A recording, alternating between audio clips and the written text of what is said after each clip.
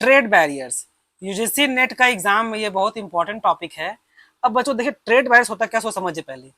Trade barriers आपका government का कुछ रिस्ट्रिक्शन होता है जो हम लोग इंटरनेशनल ट्रेड में लगाते हैं, ठीक है, सीधा आसान भाषा में एक्सपोर्ट इंपोर्ट में लगाते हैं। ऐसा करने का मेन पर्पस क्या होता है, डोमेस्टिक इंडस्ट्री यानी कि जो इंडिया में जो छोटा छोटा बिजनेस है उसको प्रोटेक्ट करने के लिए, उसको बचा के रखने के लिए उसमें लोग क्या करेंगे, फिर कंट्रोल कर लेते हैं इंपोर्ट को और इंकरेज करते हैं एक्सपोर्ट को। अब ट्रेड बैरियर्स मेनली दो प्रकार का होता है, ठीक है, दो प्रकार का ट्रेड बैरियर्स होता है। एक है आपका टैरिफ बैरियर और एक है आपका नॉन टैरिफ बैरियर। अब चलिए एक एक करके देखते हैं होता क्या है। टैरिफ बैरियर बोलने का मतलब क्या है कि टैरिफ बैरियर टैक्सेस, आसान भाषा में ये आपका मॉनेटरी रिस्ट्रिक्शन है। मॉनेटरी यानी कि पैसा पे जो रिस्ट्रिक्शन लगेगा, एक्सपोर्ट चाहे इंपोर्ट कोई भी प्रकार से, जब पैसा पे बात आएगा तब उसको बोलेंगे क्या, टैरिफ बैरियर, ठीक है। अब टैरिफ बैरियर कितना प्रकार का होता है, सो देखिए। टैरिफ बैरियर आपका होता है, आपका एक पहला लगेगा आपका इंपोर्ट ड्यूटीज में।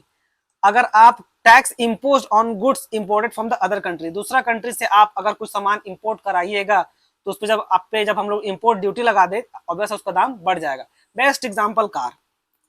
इंडिया में लग्जरियस कार अगर आप खरीदिएगा जो इंडिया में ना मैन्युफैक्चर होकर दूसरा कंट्री में बनती है, मान लीजिए दूसरा किसी कंट्री का कार है, ठीक है, फॉर एग्जाम्पल पे आप लैम्बोर्गिनी मंगाते हैं, तो लैम्बोर्गिनी को अगर आप इंडिया लेकर के आइएगा तो अगर मान लीजिएगा वो 1 करोड़ का लैम्बोर्गिनी होगा ना, तो इंडिया में इंपोर्ट ड्यूटी लगी वो 2 करोड़ हो जाएगा। अब किसी किसी को लगता है कि ये तो जुल्म कर रहा है सर गवर्नमेंट, नहीं बच्चों, जुल्म नहीं कर रहा है गवर्नमेंट। आपको भी समझ में नहीं आएगा, बस थोड़ा कभी कभी ना गवर्नमेंट भी भरोसा रखना चाहिए, ठीक है, ऐसा करना जरूरी होता है। नहीं तो कोई भी इंडिया का जो कार कंपनी सब है, आपका होंडा हुंडई, ये जो इंडिया का जो मैन्युफैक्चरिंग करती है वो टिकेगा नहीं इसके सामने, ठीक है। अपना देखिए पहला प्रायोरिटी, पहला देश पहले, अपना पर्सनल चॉइस बाद में। हो सकता है आपको लैम्बोर्गिनी भले बहुत पसंद हो, पर वो बात का चीज है। तो पहला क्या है, इंपोर्ट ड्यूटीज। इसमें क्या होता है, हम लोग टैक्स लगा देते हैं ताकि सामान सीधा महंगा हो जाएगा। मेन पर्पस देखिए, to protect domestic industry from foreign competition, ठीक है। अब ये भी तर्क दे सकते हैं कि सर डोमेस्टिक को ही प्रमोट करते हैं हम लोग ऐसे वैसे, देखिए बोलने में अच्छा लगता है, ठीक है, इतना आसान नहीं है, जब करने बैठेगा ना तो पता चलेगा। अब देखिए एक्सपोर्ट ड्यूटीज क्या होता है। अब एक्सपोर्ट ड्यूटीज ऑब्वियस बात है, टैक्स इंपोज कर देते हैं हम लोग goods exported to the other country. अब पर्पस देखिए, to control exports scarce domestic resources और इसेंशियल गुड्स। ऑब्वियस बात है, कुछ कुछ खास गुड्स जो इसेंशियल होगा किसी भी कारण से, उसको दूसरा कंट्री में हम लोग एक्सपोर्ट करने से रोक देते हैं। जैसे कुछ समय पहले इंडिया जो था राइस का एक्सपोर्ट में क्या करती, राइस का एक्सपोर्ट में हम लोग सीधा बैन लगा दिए कि भाई एक्सपोर्ट नहीं कर सकते हैं आप राइस को, कि पहले खुद का पेट में कुछ जाएगा तब ना कुछ चलेगा दिमाग।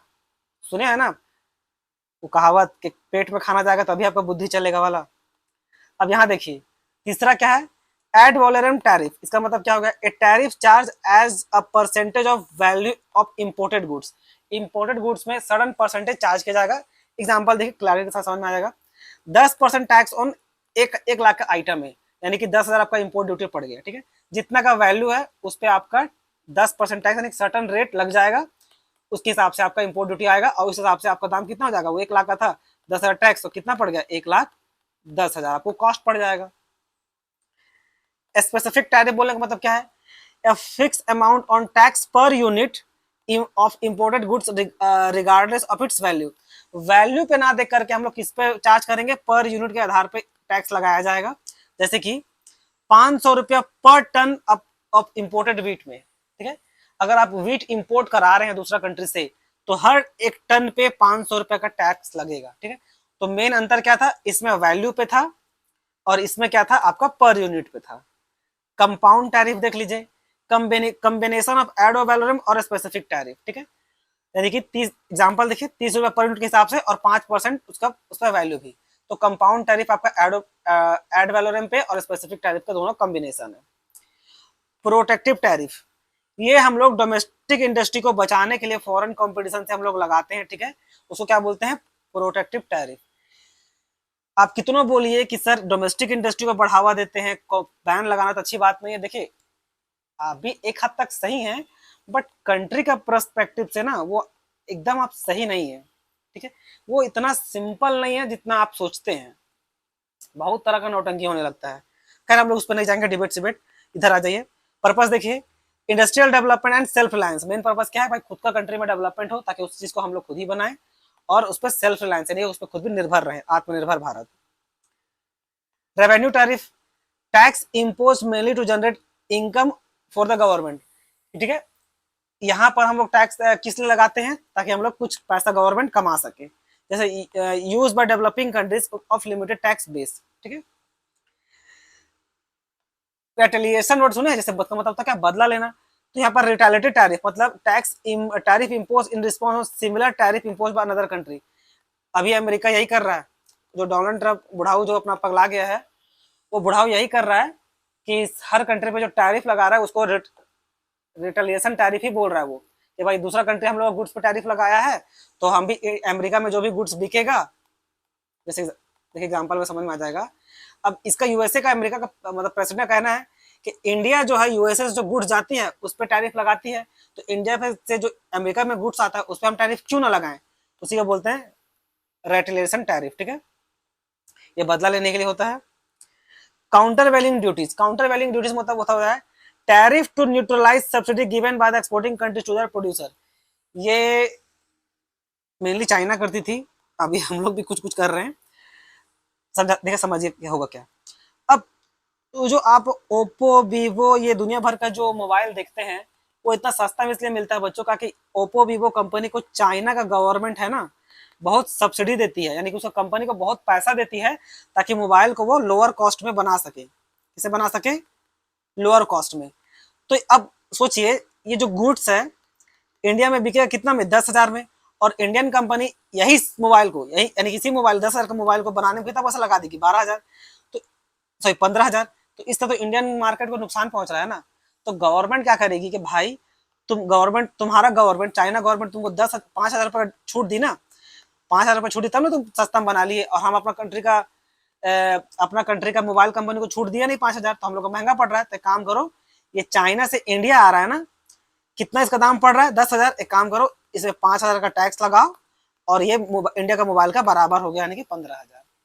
तो ये है आपका countervailing duties. Anti dumping duties, tariff impose on foreign goods sold below their nominal price. ये चाइना करता है, ये चाइना बहुत ज्यादा करता है, सस्ता में अपना कंट्री में महंगा बेचता है सामान को, और वही सामान को दूसरा कंट्री में सस्ता में बेच देता है, ठीक है, उसका नॉर्मल प्राइस से भी। उसे क्या बोलते हैं? Anti dumping. ऐसा क्यों करते हैं? To protect domestic industries from unfair trade practice. देखिए अनफेयर इसे लिखा जाता है क्योंकि ये एक प्रकार का अनफेयर ही है। अब सोच के देखिए चाइना कितना बदमाश है। जो ओप्पो का मोबाइल आप चाइना में खरीदने जाइएगा तो वही मोबाइल 20,000 का जो होगा, वही सेम मोबाइल को वो इंडिया में बेच देता है 15,000 में। ऐसा क्यों? मार्केट कैप्चर करने के लिए इंडिया का। तो ये था बच्चों। अब आ जाइए non tariff barriers. Non tariff barriers यानी कि जिसमें मॉनेटरी नहीं आएगा, वो पैसा में नहीं लगेगा। मॉनेटरी आर यहाँ पर होगा। मॉनेटरी मतलब उसमें नहीं आएगा, मतलब पैसा से रिलेटेड नहीं होगा, वो उसमें दूसरा प्रकार का बैरियर लगेगा। क्या लगेगा सो देखते हैं। सबसे पहला इंपोर्ट कोटास। इंपोर्ट कोटास बोलने का मतलब है कि जो इंपोर्ट कराइएगा उसमें हम लोग कुछ लिमिट लगा देंगे। यूएसए से इंडिया में कुछ सामान आना है, ठीक है, तो मान लीजिए हम लोग अगर एक कंडीशन लगा दे, मान के चलिए चावल का ही, ठीक है, तो हम लोग बोलते हैं भाई 500 टन से ऊपर हम लोग इस पे इंपोर्ट आप नहीं कर सकते, तो इसके ऊपर फिर इंपोर्ट अलाउ नहीं, यानी कि 500 टन लास्ट है। यही है आपका इंपोर्ट कोटास। कोटास बोलने का मतलब है कि हम लोग एक लिमिट लगा दिए कि इतना ही मात्रा तक में आप इंपोर्ट कर सकते हैं, उससे ज्यादा अलाउ नहीं है। वॉलंटरी एक्सपोर्ट रिस्ट्रेन, यानी कि एक्सपोर्ट में हम लोग कुछ कंडीशन लगा दिए। Exporting countries agrees to limit export voluntary, ठीक है। एक्सपोर्टिंग कंट्री सब क्या है, एक्सपोर्ट में कुछ लिमिट लगा देती है। जैसे एग्जांपल लिखा हुआ है, in 1980s Japan agree to limit car export to USA under US pressure, ठीक है। यूएसए वाला सब धमकी दिया होगा, एज यूजुअल आदत था बम मार देने का कहीं जहां भी। तो जापान क्या किया कि कार का एक्सपोर्ट कम कर दिया यूएस में, ठीक है। इंपोर्ट लाइसेंसिंग, ये तो सदियों से आप पढ़े भी होंगे कि इंपोर्टर को लाइसेंस गवर्नमेंट से लाइसेंस यानी कि परमिशन लेना पड़ेगा कुछ इंपोर्ट कराने के लिए। ये लाइसेंसिंग वाला सिस्टम जो आप पढ़े होंगे, तो कुछ चीज इंपोर्ट कराने के लिए आपको लाइसेंस चाहिए, तो अभी उस लाइसेंस को गवर्नमेंट इतना कठिन कर देगी कि लाइसेंस लेने में 9 दिया तेल जला दे गवर्नमेंट, फिर आप खुद ही छोड़िएगा, अरे भाड़ में जाए, नहीं चाहिए सामान, ऐसे सोचिएगा। तो एग्जाम्पल में लिखा हुआ है India requires a special licence to import second hand electronics, ठीक है। टेक्निकल स्टैंडर्ड देखिए, foreign goods must meet certain technical quality of safety norms, यानी कि दूसरा कंट्री से सामान अगर आता है तो उसमें हम लोग कुछ सर्टेन क्वालिटी स्टैंडर्ड्स लगा देंगे, ठीक है। तो जैसे यूएस जो है बैन कर रखा है कॉस्मेटिक टेस्टेड ऑन एनिमल्स, यानी कि यूएस यानी कि यूरोपियन यूनियन किसी भी कोई भी कंट्री जो एनिमल पर टेस्ट करके कॉस्मेटिक प्रोडक्ट बनाया है वो अपना कंट्री में उसको बैन कर दिया है कि भाई ऐसा हम लोग अलाउ नहीं करते हैं। Sanitary and phytosanitary measures, इसका मतलब क्या है, rules to protect human animals और plant health from harmful impact harmful imports. ये बोल रहा है rules to protect human animals और प्लांट फ्रॉम हार्मफुल इंपोर्ट्स। आसान भाषा में ये यूरोपियन यूनियन में सबसे ज्यादा नौटंकी करता है। मतलब ये लोग बोलता है कि भाई दूसरा कंट्री से कुछ इंपोर्ट होके आएगा तो वो लोग कभी कभी क्या करता है सैनिटरी या साइको सैनिटरी मेजर्स बोल के उस चीज पे बैन लगा देगा। जैसे कि इंडिया का जो मसाला था थोड़े दिन पहले आप सुने थे एमडीएच का, इस पे वो लोग केस मतलब इल्जाम लगा दिया था कि ये ऐसे ऐसे दिक्कत है, मतलब इस पे कोई केमिकल इशू है तो भाई ये हम लोग इम्पोर्ट अलाउ नहीं करेंगे, ठीक है। तो अपना इंडिया भी कम नहीं था, वो भी यही सैनिटरी और साइको सैनिटरी का उदाहरण देके इंडिया भी यहाँ से आने वाला सामान पे यूरोपियन यूनियन से जाने वाला सामान पे इंडिया उस पर वो बैन लगा दिया, ठीक है। कस्टम प्रोसीजर डिले, ये कस्टम प्रोसीजर क्या होता है, जहां पर देखिए सामान आता है आपका पानी जहाज में, ठीक है, बड़ा बड़ा पानी जहाज में सामान आता है, ये नाव बना नहीं मेरे से, ठीक है छोड़ दीजिए। जो समुद्र तट पे आता है तो यहाँ पर आपको कस्टम क्लियर करना पड़ेगा, ठीक है, जो बड़ा बड़ा कंटेनर में आता नहीं है, तो उसे क्लियरेंस में ही इतना टाइम खींच देगा गवर्नमेंट कि आप तंग आ जाइएगा, आपको डिस्करेज कर देगा वो। China long term custom clearance process delay Indian pharmaceutical goods. China नहीं चाहती कि इंडिया का दवाई मेडिकल इंडस्ट्री यानी कि दवाई जो है चाइना में पहुंचे, इससे क्या होगा हम लोग उसका मार्केट कैप्चर कर लेंगे, तो क्लियरेंस में इतना टाइम लगाती है पूछिए मत। Packing and labelling requirement, imported goods must follow restrict labelling norms, ये अच्छा चीज है।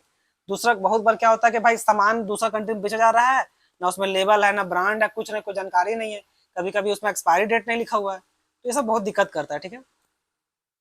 जैसे इंडिया क्या किया, इंडिया मैंडेट्स बायलिंगुअल यानी कि दोनों भाषा में लेबल दोनों भाषा में लिखना चाहिए, हिंदी में भी इंग्लिश में भी, फूड जो इंपोर्ट करते हैं उसमें।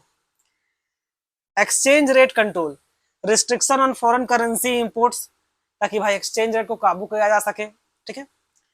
जैसे 1991 में क्या था, India face foreign economic crisis and restrict imports, उस समय हम लोग का देश में बहुत खराब कंडीशन था तो हम लोग इंपोर्ट में बैन लगा दिए। इसमें ऐसा क्यों होता है, इंपोर्ट में बैन लगाइएगा तो इंडिया मतलब फॉरेन करेंसी बाहर नहीं जाएगा अपना देश से कम जाएगा, इसलिए बैन लगा दिया गया। स्टेट ट्रेडिंग, स्टेट ट्रेडिंग बोलने का मतलब क्या है, government only agencies are allowed to trade certain goods, ये भी जरूरी होता है बच्चों सिक्योरिटी पर्पस के लिए बहुत बार, या कंट्री का वेलफेयर के लिए, समझ लीजिए नेशनल लेवल का सिक्योरिटी में भी आता है कि केवल गवर्नमेंट एजेंसी को ही कुछ कुछ चीज अलाउ होता है, दूसरा प्राइवेट प्लेयर को अलाउ नहीं किया जा सकता है। इंडिया में भी क्या है, इंडिया में देखा जाए तो रेलवे है, ठीक है। अब इसका एग्जाम्पल भी देख लीजिए, India food corporation of India handles wheat और राइस इंपोर्ट्स, बाकी को अलाउ नहीं करता है, और क्या। Embargo, a total ban on trade और विथ अ कंट्री और अ प्रोडक्ट। एम्बार्गो बोलने का मतलब है, देखिए ये बहुत इंपॉर्टेंट है, एम्बार्गो बोलने का मतलब है सर्टन प्रोडक्ट पे चाहे पूरा कंट्री पे हम लोग सीधा जब बैन लगा दे उसको बोला जाएगा क्या, एम्बार्गो, ठीक है। एग्जांपल देखिए, US embargo on Cuba restrict all kind of trades for decades, यानी कि यूएस जो है रिस्ट्रिक्शन लगा कर रखी है, क्यूबा से कोई भी कुछ नहीं खरीदेगा हर तरह का प्रोडक्ट में। जैसे अभी हम लोग का साथ चल रहा है ना पाकिस्तान के साथ, हम लोग भी बैन उन कर देते हैं, पाकिस्तान भी करता है, हम लोग क्या फर्क पड़ता है उसका बैन करने से, लेकिन उसको बहुत फर्क पड़ेगा। अब लोकल कंटेंट रिक्वायरमेंट, ये भी बहुत जरूरी चीज है, फॉरेन कंपनी को रिस्ट्रिक्शन डाल दिया था भाई कि वो सामान बनाने में आपको लोकल का जरूरत लेना ही पड़ेगा। जस्ट एक हाइपोथेटिकल उदाहरण लीजिए, जैसे एग्जांपल देख लीजिए यहाँ पर पहले, India automobile sectors require minimum local component to avail subsidies. अगर अगर किसी को सब्सिडी चाहिए, ठीक है, तो इंडिया का मोबाइल कंपनी है कोई, ठीक है, सॉरी मोबाइल ऑटोमोबाइल कंपनी यानी मतलब गाड़ी उड़ी बनाने का इंडस्ट्री है, तो उसको गवर्नमेंट से अगर सब्सिडी चाहिए भाई, तो जो लोकल मार्केट का जो छोटा छोटा प्लेयर सब है उससे आप सामान खरीदिए। अगर आपका कार बना है बच्चों, तो इस कार में कुछ तो कंपोनेंट इंडियन लोकल मार्केट का होना चाहिए, चाहे वो टायर हो, चाहे शीशा हो, चाहे कुछ भी हो। अगर आप ऐसा नहीं करते तो गवर्नमेंट आपको सब्सिडी नहीं देगी। आगे आ जाइए, administrative barrier, excessive paper work and bureaucratics delay, जब बहुत ज्यादा पेपर वर्क और ब्यूरोक्रेटिक के द्वारा जब डिले किया जाए उसको क्या बोलते हैं, administrative barriers. Standards as barriers, unusually high और unique product standards to block imports. आसान भाषा में देखिए, US has strict environmental standards that block many Asian products। अब यूएस क्या है कि ये लोग थोड़ा सा ज्यादा ही ग्रीन ग्रीन करते रहता है, क्लाइमेट चेंज का ये करने रोना रोते रहता है, इसलिए इंडिया का बहुत सारा प्रोडक्ट में वो लोग इम्पोर्ट में जो मतलब एशिया से जो दूसरा कंट्री में जाएगा उसमें ये करके रखा है, क्या बोलते हैं, रिस्ट्रिक्शन लगा के रखा है। अब आप बोलने का बोल सकते हैं सर क्लाइमेट चेंज पे रिस्ट्रिक्शन लगाना तो अच्छी बात है, नहीं, जब हिस्ट्री नहीं पता हो तो ऐसे बीच में बोलना भी नहीं चाहिए।